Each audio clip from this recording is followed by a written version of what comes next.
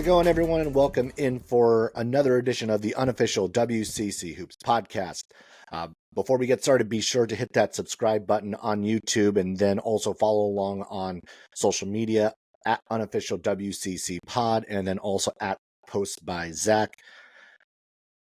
And as we get into this episode, this is going to be our second episode previewing the WCC teams. This week, we're going to go over St. Mary's, Oregon State, and Pacific. Three teams who are in very different positions as they kind of go into the 24-25 season. So we'll get into each of those three teams, what their expectations probably should be, and what their roster breakdown is going to look like. But before we get into that, we're going to start with the announcements on Monday, or I guess late Sunday into Monday, that we have rankings. The KenPom rankings were reset for the 24-25 season, so those are now live, as well as the first AP Top 25 was released on Monday. So definitely some things to gnaw on, things to chew on as we start to look at these. And KenPom, I thought, as those were released late Sunday night, obviously some excitement to see what those look like and what the early numbers kind of start to tell about these squads. As to no surprise, Gonzaga is sitting up at the top of the WCC rankings at number 9. St. Mary's at 34, which is actually the highest they have been in the preseason since the 2020 campaign, the start of the 1920 campaign. San Francisco comes in at third at 85, which I thought was a little bit on the low side. Santa Clara at 95, kind of about where they were a year ago, a few spots above. Washington State at fifth at 111. LMU coming in next in sixth at 131. Oregon State seventh, 144. Pepperdine at 232, Portland at 274, Pacific 287, and San Diego taking up the rear in this early edition, these preseason numbers on KenPom at 295. So more or less what I think most people think of when they think about what the WCC is going to look like ranking-wise. So I don't think there's massive surprise on what these numbers look like. Maybe the only surprise that San Diego is the one that sits at the bottom. But I think that has more to do with the fact that they have so many unknowns on their squad coming into the year. And so that there's not a whole lot to go off of what San Diego might look like going into this season, where there's at least a few more known commodities on Pacific, Portland, Pepperdine, and even Oregon State. There's just more to kind of more you can point your finger at and say, yeah, this team is going to be X, Y, or Z. So the KenPom numbers are what they are. I think St. Mary's being at 34, I think says quite a bit about what they were able to do in the off season to kind of get back into a position where they're going to be in that conversation early on for the NCAA tournament. Because we know that the subtractions, obviously, and we'll get into those a little bit later in this episode about Mahaney and Jefferson. But now seeing this, it really kind of adds to that. All right, so the AP poll. The AP poll is also something that came out on Monday morning, and in here, to no surprise, we also have Gonzaga obviously sitting atop at number 9. Number 9 is going to be, sorry, I said number 9. Number 9 is where they are in KenPom. I was looking at different things. For the top 25 going into this season, they hit number 6, trailing only at number 1 Kansas, number 2 Alabama, 3 UConn, 4 Houston, and 5 Iowa State.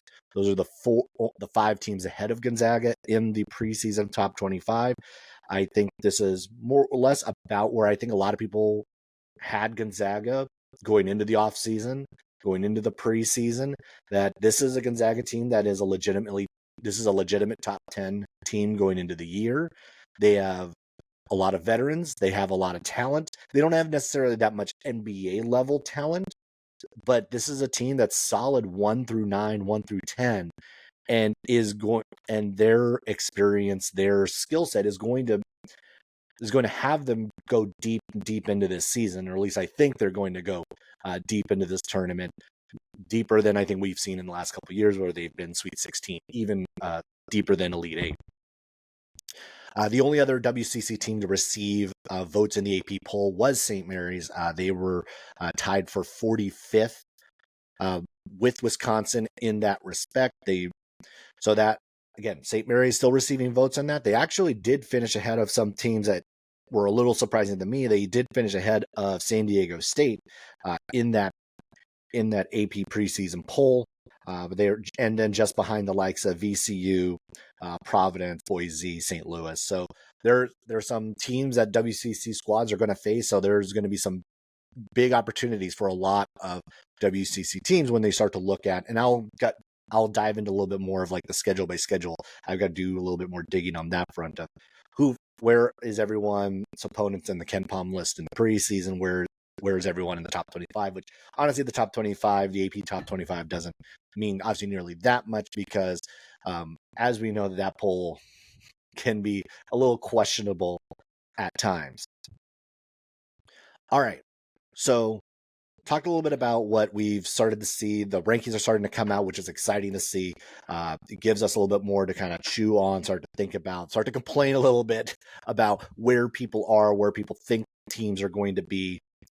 And with that, I'm going to start off with St. Mary's and their season preview going into the 24-25 season. So obviously this is a team that has done very well over the last few seasons. This is a team that has made the NCAA tournament three straight times. They have made it 4 of the last 5 tournaments. They have been a 5 seed each of the last 3 seasons. Back in 21-22, 26-8, 22-23, 27-8, 23-24, 26-8. Pretty consistent on what we've seen from St. Mary's over the last few years. They are the reigning 2-time WCC champion, regular season champion. They are the reigning WCC tournament champion. And for everything that has been said about what Gonzaga looks like, and I have said it too, that they look like the clear favorite, let's keep in mind that this is still St. Mary's league actually to lose this year. Like, they are the defending champ on both fronts. They are looking at potentially 3 straight conference regular season championships for the first time ever. They are looking to go to their 4th straight NCAA tournament, which would be the first time ever. And a lot was made about what St. Mary's lost in the offseason. And there was plenty to kind of chew on there. You lose Alex Dukas, Mason Forbes, as they ran out of eligibility. Then you lose Joshua Jefferson. You lose Aiden Mahaney. You lose your associate head coach, Justin Joyner. And yes, a lot of times losing an assistant doesn't mean a lot. This one felt actually a bigger thing than maybe most coaches leaving at a certain time. One of the 2 top 100 recruits that St. Mary's had recruited, Zion Sensley, decommitted. And so there was a lot of angst, but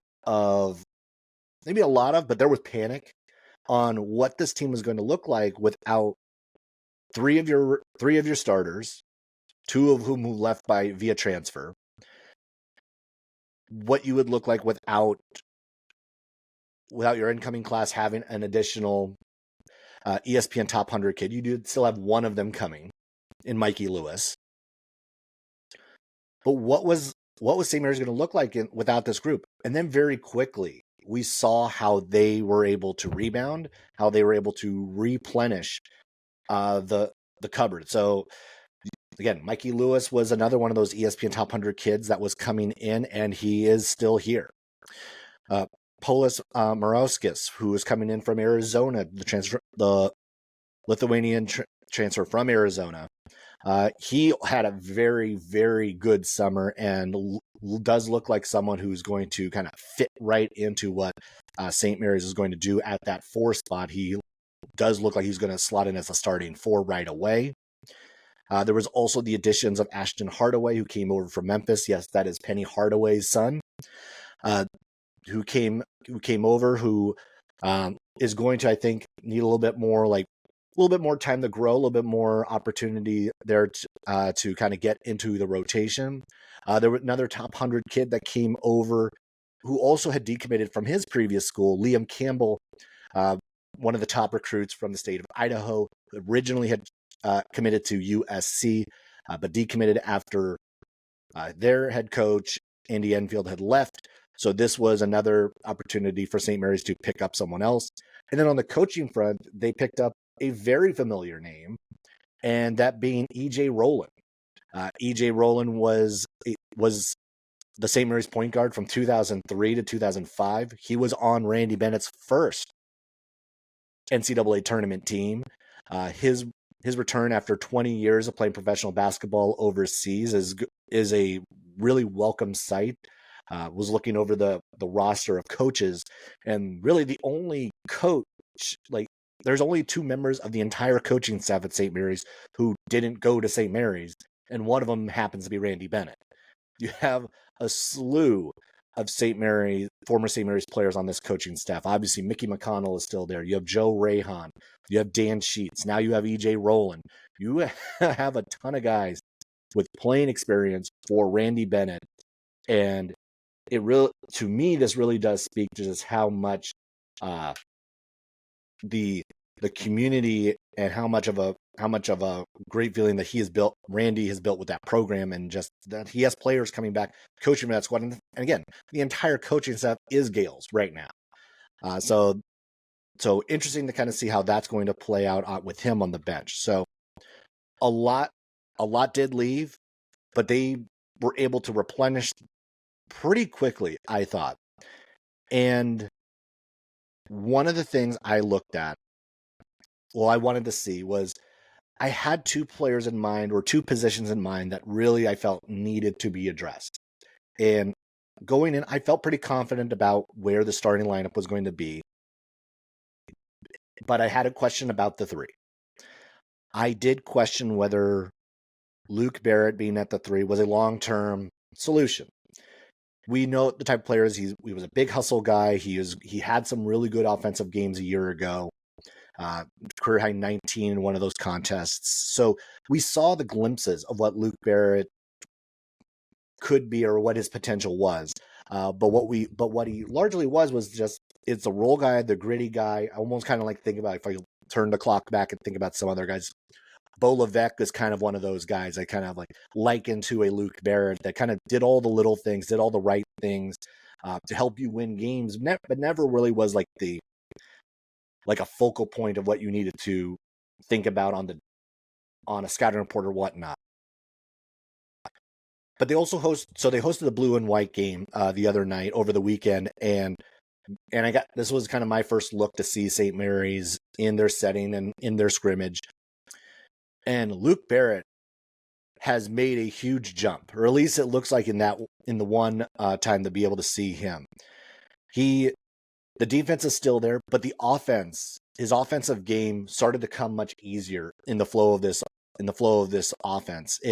He found his shot a lot easier. He was a little bit more patient in when he was taking those opportunities. He also, not that this was ever the case, but he looks so much more sure. He knows exactly when he should shoot, when he shouldn't. And seeing him be, I think, a little bit more active part of this offense, it's clicked for him. Now that maybe it is because now this is his spot. This is his role. With Alex Dukas gone, he's been able to slide into that starting spot and has kind of grabbed it by the horns. So far, seeing in the preseason, Luke Barrett looks much improved, and I think this is going to be a huge lift for St. Mary's, because that was one spot I was a little unsure of going into the year. And then the other one was the growth of Jordan Ross. I've been on board of saying basically the last 7 months since the season ended, that Jordan Ross is the next guy. He is going to be the one who has the talent to raise this team to the next level, to really take over the squad when he wants to. And he had a couple of those. We saw moments and glimpses a year ago. The assist to Mitchell Saxon for the game-winning bucket against UNLV. The play that he had against Grand Canyon in the NCAA tournament. He was like one of the only guys who really I felt was effective in that game. And in the scrimmage the other day, you could just see how much he's grown in the offseason. His command of the offense, his ability to move the ball, his ability to run Randy Bennett's system. He's able to find his own basket. He's able to attack the rim. Defensively, he doesn't miss a beat. And I think that was one of the other challenges for Jordan Ross going into this year, is whether or not he could balance the two. Now, obviously, going into this year, we know Augustas Marciulionis, who is the reigning WCC Player of the Year, is the guy. He is the point guard for this team. But now they're going to be out there with 2 point guards at all times, more or less. Between Jordan Ross, between Marciulionis, this is a backcourt now that is going to liken very much to many of the other backcourts we have seen over the Randy Bennett tenure. And we don't have to look back that far to kind of see some of those combos. We've seen the Joe Rahan, Emmett Naar, Jordan Ford. We've seen the Mickey McConnell, Matthew Dellavedova. We've seen the Dellavedova, Stephen Holt combinations. We've seen multiple versions of 2 point guard sets from this coaching staff, from Randy, that having Jordan Ross in the backcourt there, really, honestly, like you look at the kind of the totality, it's a lot of their best teams had those 2 point guard sets. The Sweet 16 team had a 2 point guard set. The Jock Landale years had 2 point guard sets.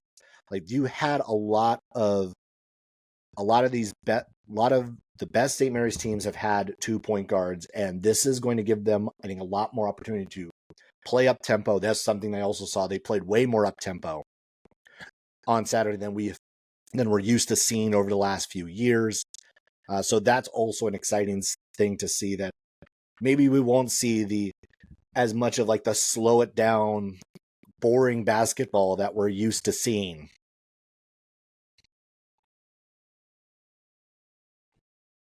So two guys that I thought are going to be huge difference makers. There needed to be difference makers for St. Mary's to continue this run. Really showed out well in the first public outing, I should say.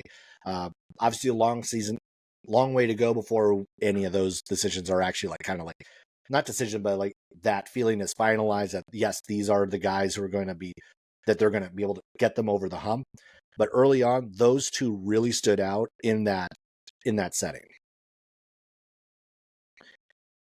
And I started talking about the guys who need to make a difference, but then we can't forget about the guys who already make a difference.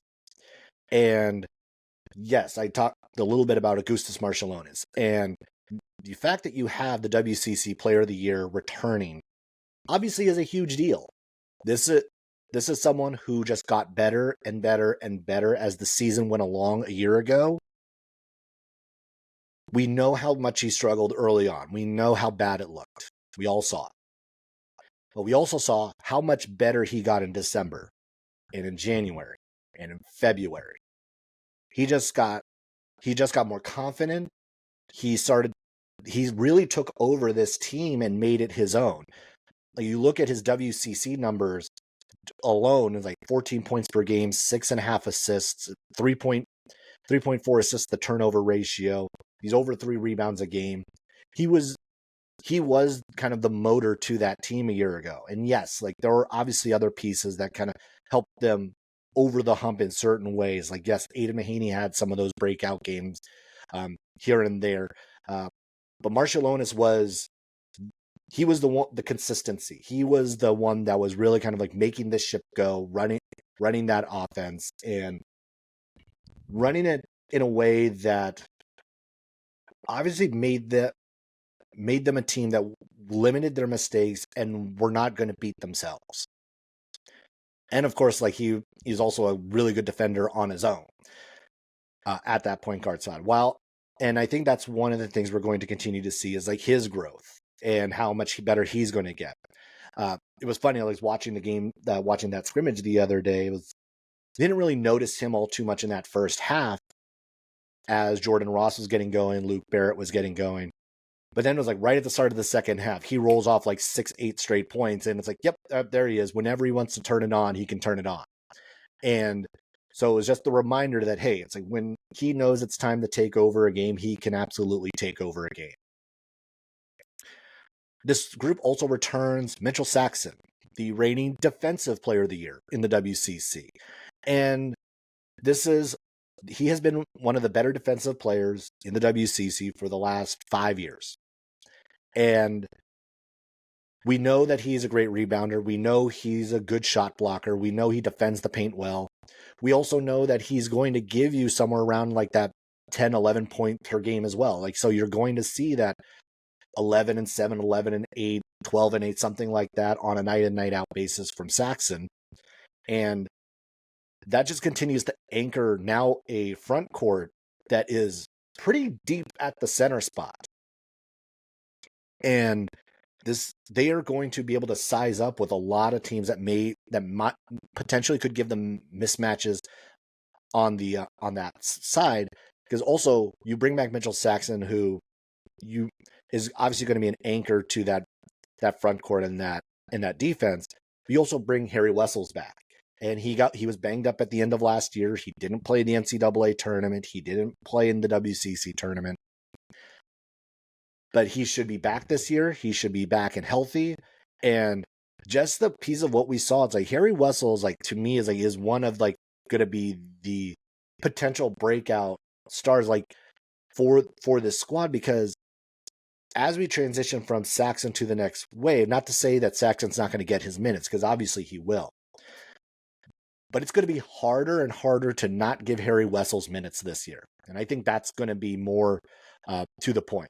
There's also a lot of excitement and talk about the redshirt freshman, Andrew McKeever, 7'3", who also looks like someone who could contribute right away.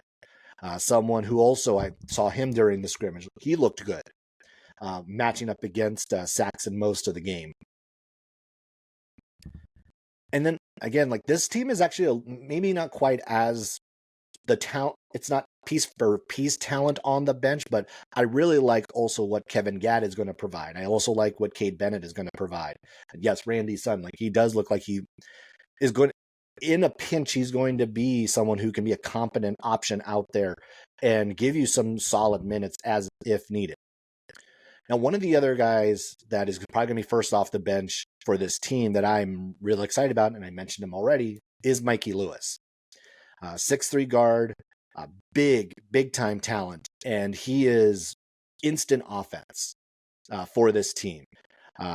One of the exciting things I liked watching him the other night was the fact that in the flow of this offense, as he got to play with the first team, he knew how to fit right in. He knew where the looks were. He understood the offense very quickly. Unlike a lot of freshmen who may try to find their own shot right away, who may not be able to read a defense as quickly, he's able to read it right away. Like you could see just how he's processing the defenses, how he's processing the looks. He's not looking to be just like, I get the ball and it ends with me. He's looking to kind of move it through the offense, whatever is the best option for that play he's looking for. And I think that's a big thing to see from a freshman, especially on a Randy Bennett team. Like you don't see a ton of freshmen be able to break through and get a lot of minutes. I think Mikey Lewis is going to be one of those guys who's going to make an immediate impact and be another factor as we get deeper and deeper into this season. And the one thing about this squad is, of course, the talent is here. This is a team that I've, as just mentioned earlier, preseason KenPom 34. This is a team that is largely predicted to finish second in the WCC. But what's the path back to the NCAA tournament? What's the path back to a WCC championship? What would be a path back to a 5 seed? 5 seed might be a little bit of a stretch for this squad, but looking at what this team is going to be and what they need to do in the non-conference, November, December. They struggled at the gate last year. They were 3-4 at one point. And it wasn't until that Colorado State game in December that kind of like the pressure was lifted off of this squad, and they felt like that they were now finally pointed in the right direction. I think it's going to be a little bit of an easier path early on to kind of get flowing, to get going. Looking at that, again, the schedule, you start off with Towson, you have Chattanooga, you have Akron, you're going to be neutral to Nebraska, Stanislaus State, Cal Poly. Everything before Thanksgiving gives them the opportunity. They're good teams in here. Chattanooga's going to be good. Akron's going to be good. You get a Power 5 in Nebraska. You've got some challenges here that I think will allow St. Mary's to figure out some of those rotations, figure out some of like the flow and the comfortability with everybody on this roster, because there's still a lot of new pieces to this team, and you're going to need some time to kind of get up to that. They have, 6 games before they will head to Palm Desert to take on USC and then take on either New Mexico or Arizona State. Those 2 games are going to be huge, obviously, for the non-conference, for the resume. At Utah is going to be a big deal, even though Utah has been picked to finish last in the Big 12. Boise and Utah State are also huge games, because those are 2 teams that are also going to have aspirations for the NCAA tournament. So looking at that stretch, again, I'm looking at USC, the second game of the tournament, at Utah, Boise, Utah State. I think this squad needs to be probably split in Palm Desert, split the Boise, Utah State. You have to win at Utah. Like, the fact that they're picked last concerns me a bit on the opportunity that if you lose to that team, that could be a bad loss. Even if it's on the road right now, who knows what that KenPom number is going to look like, that net number is going to look like when they get into February and March. So I think St. Mary's needs to finish 11-2, 10-3 in the non-conference to put themselves in a good position.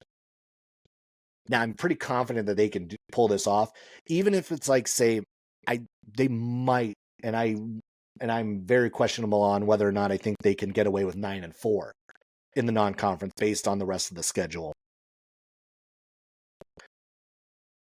But if they can get the double-digit wins in the non-conference, which for the St. Mary's team is a very realistic possibility, that puts them in a good position once they enter conference play in late December. This is still a top 2 WCC team until proven otherwise. I know Santa Clara has aspirations of moving up. USF has aspirations of moving up. You have the newcomer Washington State, who might be in that mix, although I still think that they're a little separated from those other 2. But this is also a team that is going to be searching for a 3rd straight WCC championship. This is still the growth of this program. Gonzaga has obviously been the dominant team for the last quarter century. St. Mary's has been right there with them for the last, I would say, 15 years. And they have the opportunity to do something they haven't done. And to think about that, this is a Gonzaga team that is predicted to go deep into March, is a preseason top 10 team, and all those accolades are warranted. But the St. Mary's team, the St. Mary's squad, is going to be trying to do something they've never done. and that is win the WCC regular season championship for a third straight year. And based on what Gonzaga looks like, based on what St. Mary's looks like, I do think that there is a possibility that there's always a possibility that St. Mary's can take one of those two. They're 4-4 in the last 8 meetings with Gonzaga. Let's not completely overlook the fact that these two have played pretty evenly over the last few years. And if they can add that feather to the cap going into this season against a Gonzaga team that is also supposed to be as highly rated as they might be, this is a Gonzaga team who I could very easily see end up being at number one at some point, just for the sake of the other conference schools are just going to beat the crap out of each other, and the rest of the teams ahead of them. By the time St. Mary's sees them in February and in March, that could be an opportunity one more time to actually knock off the number one team in the country. Could that catapult St. Mary's into a higher seed? Absolutely.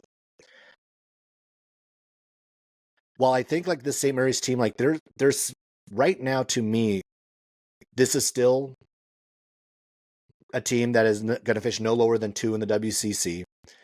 I think there is an outside shot that they could still be the WCC regular season champion.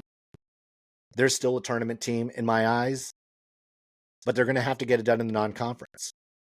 That non-conference is a good enough schedule to get you in, but with one or two of those losses, even as we saw last year, some of those teams ended up being not as good, or a couple years ago, some of those teams ended up not being as good as we thought they would be. I don't think that you don't have the San Diego State in there like you've had the last couple of years. Obviously you don't have a Houston in there like you had 2 years ago.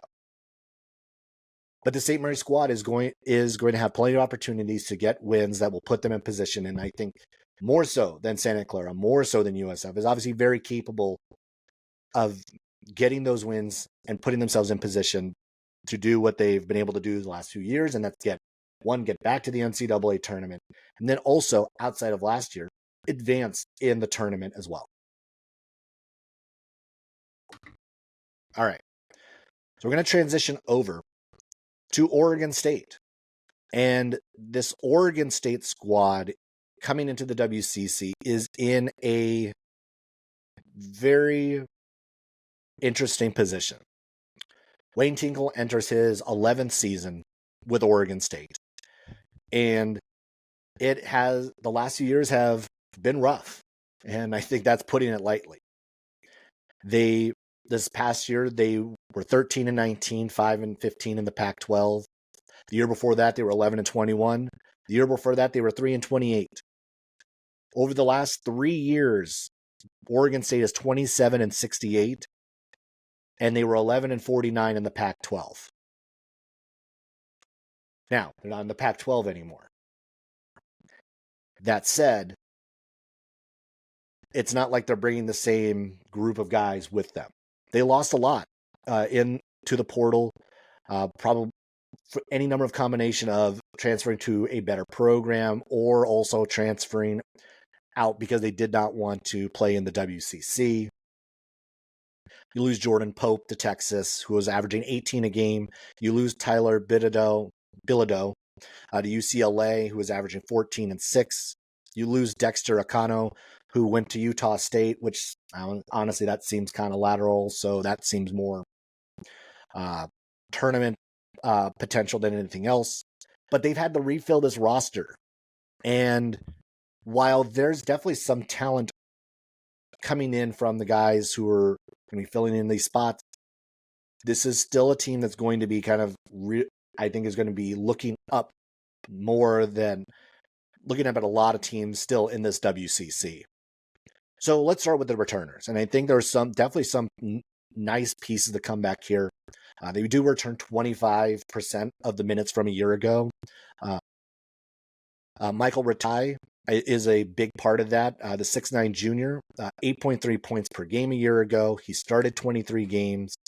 He can do a little bit of everything. He finishes well around the rim, 53% field goal percent inside the arc. He moves well without the ball. He can stretch it out to 3, but that's an area where he's going to have to get better, although he was better in Pac-12 play from that distance, 35% on the second half of the season.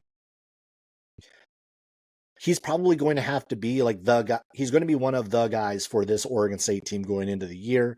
He's been there for a few seasons. He knows what the system looks like. He's going to be someone who is going to be relied upon, I think, a lot going into this season with so many new pieces coming in. The other one, obviously, like we'll see how much of a role kind of he steps into. The former walk-on Josiah Lake II played 31 games a year ago, 15 minutes per game, but he was very efficient in those 15 minutes, 52% from the field, 3.5 points, 2 rebounds. I think he's going to be another just key role player in his sophomore season. So this is someone who's, I think, going to give them good minutes. He's going to have a little bit of a larger role probably this coming season. But he's more of a piece than anything else. So let's kind of talk. You have DeJon Craig coming back. You have Thomas Ndong coming back. You have Gavin Mars coming back. So there's some pieces that I think are going to get some minutes in this rotation. But there's also some guys who are coming in that I think are going to probably play larger roles and what the Beavers are going to be able to do. First and foremost is going to be DeMarco Minor, who's coming over from SIUE. 6-foot guard, senior. He was all Ohio Valley.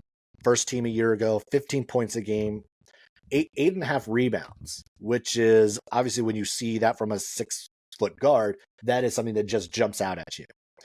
He scored 20 points or more 7 times a year ago. Great at attacking the basket. He's a plus rebounder, obviously, for a guard. But the challenge for me is, well, he also gets to the line a lot. He had 138 free throw attempts a year ago, which would have been 5th in the WCC last season.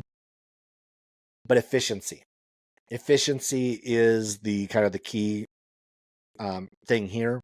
39% field goal last season, 31% from 3, but a great free throw shooter, 86%. So again, circling those free throws and how he attacks the basket, that's how he's going to make his money. That's how I think this Oregon State team is going to probably stay in games, is getting teams in foul trouble and making sure that it's attack, because Minor has done a very good job of drawing fouls and then is obviously very efficient at cashing in once he's been there. Another one that's going to be that's going to, I think, complement him well is going to be Isaiah Tsai, who's coming over from the JC circuit, 6'7" forward, 11 points per game, 47% 3-point shooter. And watching some of the film on him, good catch and shoot, good athleticism, a lot of potential there, good slasher to the basket.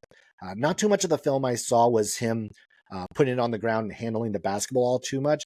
But you get him in a scenario where he doesn't have to put it. It's almost like the Klay Thompson, as few dribbles as possible, and he can be wildly effective inside that offense. He has incredible range, so I'm not concerned about him just being stuck in the corner or anything else. He can really catch and shoot it from anywhere on the court. Then there's Matthew Marsh, who's coming over from Wake Forest, who was obviously there with a familiar name, Hunter Salas. 7'1" center, senior. He had diminished playing time a year ago as the system changed. Obviously, Wake Forest had a much better year a year ago than they did 2 years ago. But he played 22. He played in 22 games, 10 minutes a game. Shot 68% from the field.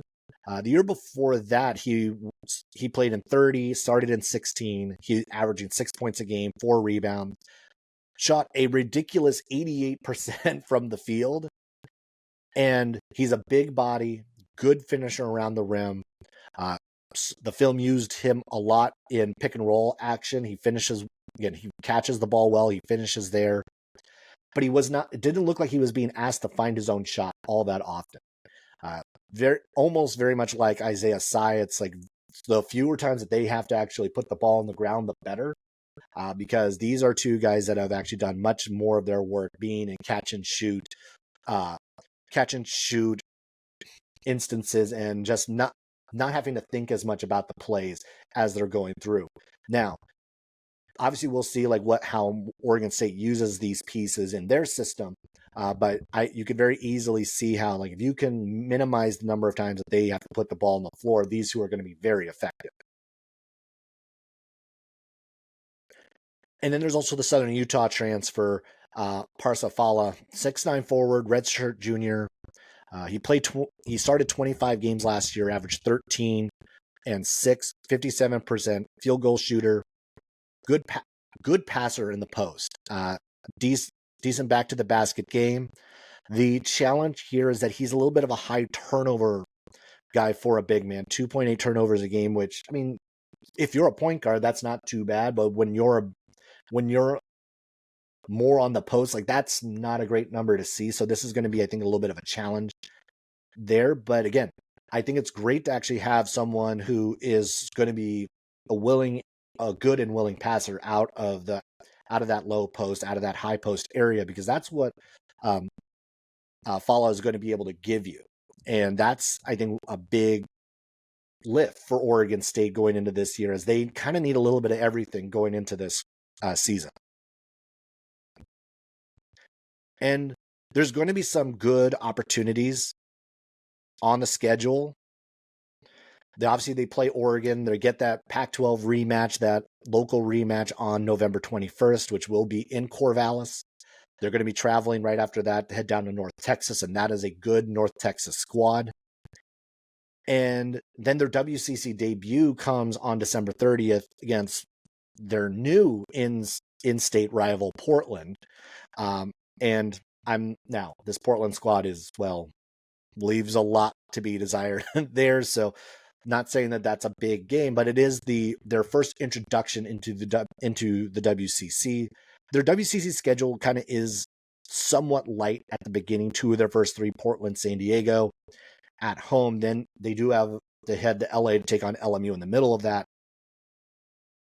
They don't play Gonzaga until January 16th, so that is going to be in week number 1, 2. It's their third full week in the WCC will be their game against Gonzaga. They do have the games at Santa Clara on the 9th, at USF on the 18th. They don't play St. Mary's until February, and that will be when they host the Gaels on February 8th, and then they play their last regular season WCC game at St. Mary's in Moraga on March 1st.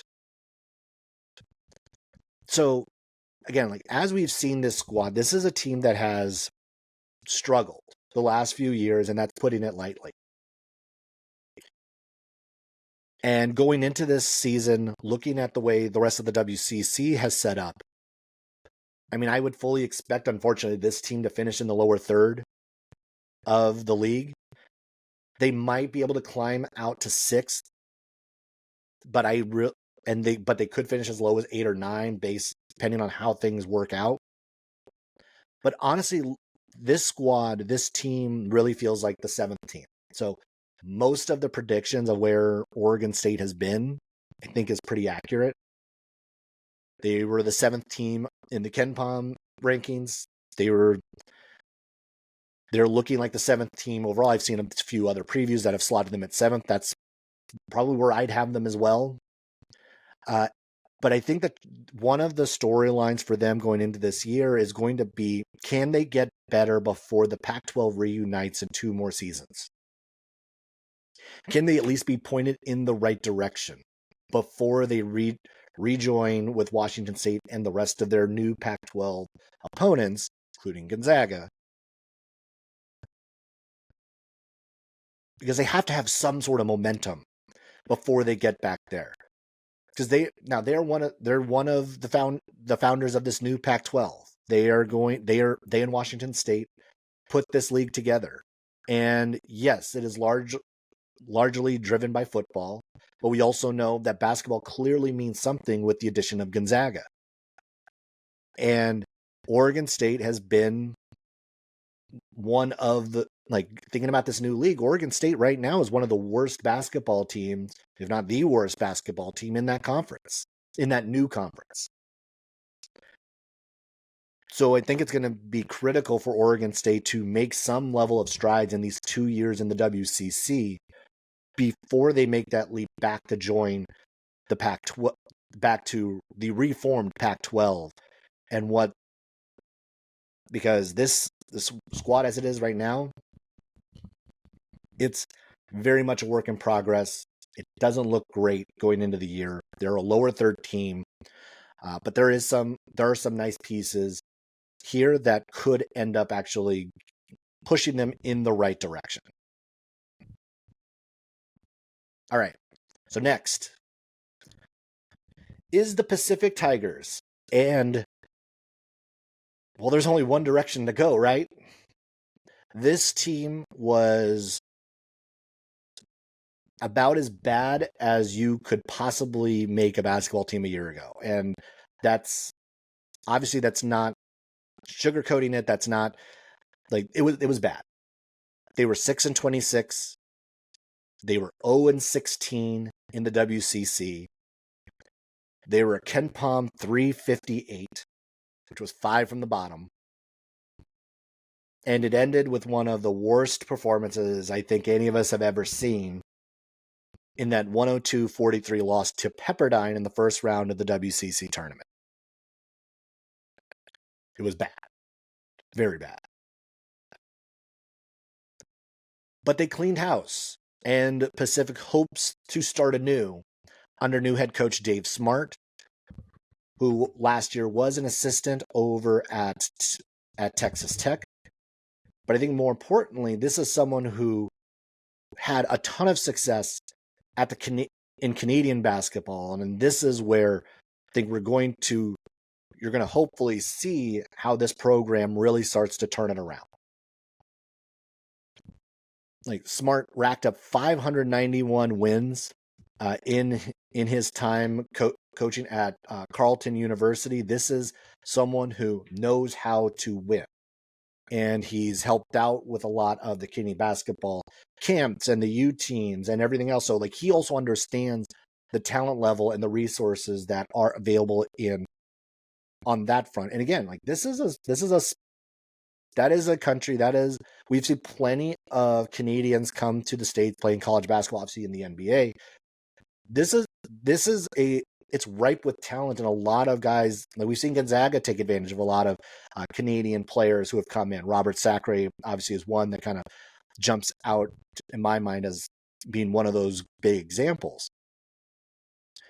And you could see in the way Dave Smart started recruiting, that's exactly what he did. He went to what he knows.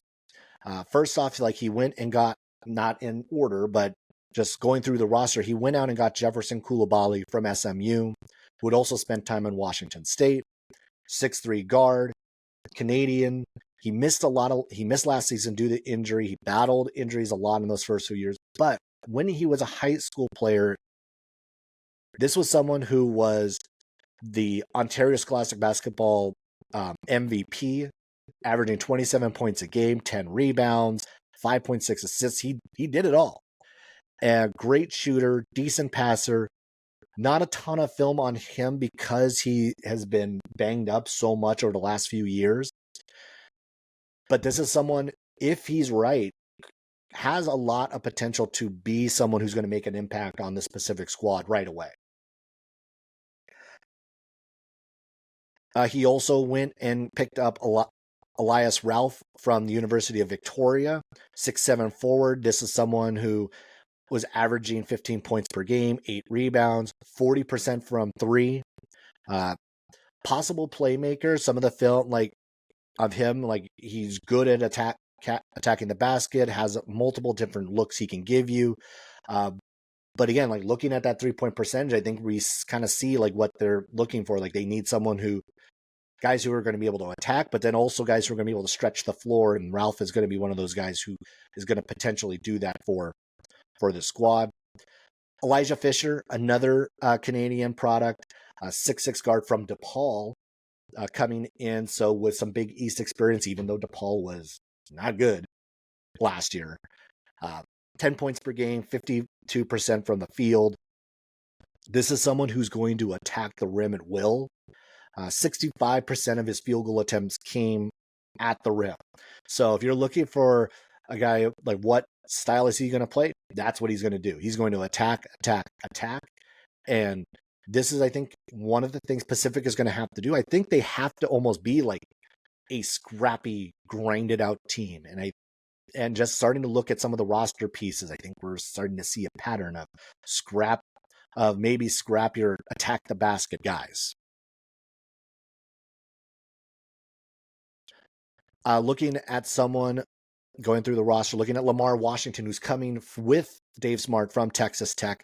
Someone else who also attacked the rim quite a bit. 58% of his field goal attempts came from there.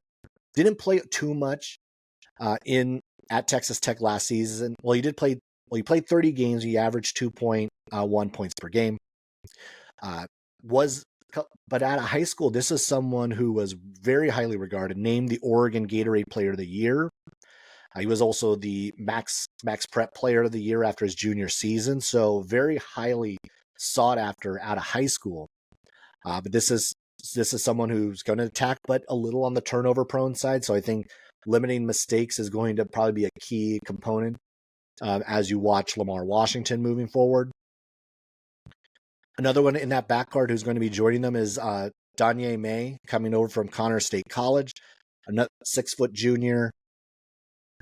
This is someone at the JC level, led the conference and ranked in the top 10 in the nation in assists the turnover ratio. Talked about those turnovers earlier.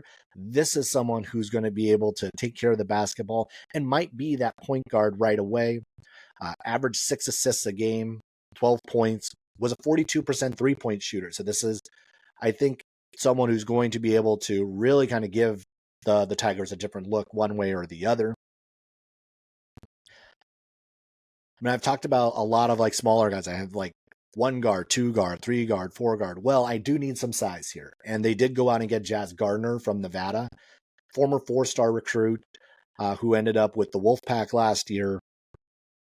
Played in 20 games, 2.5 points a game, 2 rebounds. Wasn't used a whole lot of potential. You can see in some of the film, he does finish well around the basket. I did see that it did look like he was a little on the slow side on tape. So defense is kind of something I'm kind of curious about going into the year. But this Pacific team just needed an infusion of talent. And I think they got that with the pieces that they're bringing in. You also have a Minnesota transfer, Chris Kynes, who's coming in as well. He didn't play too much at Minnesota, but this is someone who played in the NBL in Lithuania. And so this squad, I think, is going to can you get out the gutter? Can you be respectable? Is the goal for Pacific this year. And based on a lot of what they've been able to bring in, I'm mildly optimistic about what Pacific is going to look like this season, because you win 0-16 in league play, you win 6-26. It really can't go backward from there. So this is a program I think that's going to look better. I think that they've brought in pieces that are going to make them tougher, that are going to have them grind out more games. They've brought in some shooters, and yes, they've had shooters like Judson Martindale, obviously, was one of their best shooters over the last few years. But this is someone, they've brought in a few guys, I think, that are going to help stretch the floor, a few more guys that can stretch the floor. They have some interesting opportunities. Looking at their schedule, looking at San Jose State on November 8th. Now that's a team, even though, yes, San Jose State's not a great team, but an opportunity that I think is a good enough opportunity for Pacific to kind of see who they are. They will be traveling to Arkansas to take on the Razorbacks there. So this is John Calipari's first year with the Razorbacks. It'll be interesting to kind of see what that all looks like. Obviously, Pacific's not winning that game, and that might be a blowout win. But if they can somehow keep that interesting, at least for a while, I think it would be a good sign that Pacific might be doing some of the right things early on. They're going to be at Colorado. They're at UNLV. So a lot of these teams, like, they are being brought in to be the body bag game. They are being brought in to be a win. And I think a lot of those early challenges are going to prep them for WCC play. And there's going to be opportunity, I think, against some of the teams at the lower end of the league. Pepperdine, Portland, Oregon State, San Diego. And if they start to pick up steam, maybe they do steal one from someone. Again, Pacific just 2 seasons ago was actually hanging around in the middle of the league. It was this past season that just it all fell apart, and they had to hit a reset button. If Pacific can, I think, if they can figure out a way to grind these games out, be more competitive, they're going to give themselves a shot in more of these games. And that was just something we did not see a year ago. They were one of the worst teams in basketball, and we all saw that, and the tape didn't lie. That is what they were. So going into the season, I'm optimistic about Dave Smart stepping into this role. There's a lot of work to do at this Pacific program before I think we could say that it's at a respectable level. But that's the challenge here. If they can point it in the right direction this season and continue to grow, obviously, like picking up different prospects and adding to pick up some key guys in the transfer portal and whatnot, keep guys around that they did bring in that are helping push in the correct direction, I think that there's a great opportunity for this Pacific program. And we, years and years and years ago, many probably don't remember that Pacific was one of the better mid-major programs in college basketball. And it has been a rough go of it largely since they've joined the WCC. And it would be great for them to get pointed back in the right direction and get closer to what we saw this squad be in the early 2000s and in the 90s. All right, well, that'll do it for this preview and these previews of the WCC. So St. Mary's, Oregon State, and Pacific. These squads, again, 3 very different positions. It's going to be wild. It's going to be wildly interesting to see what I think Pacific does.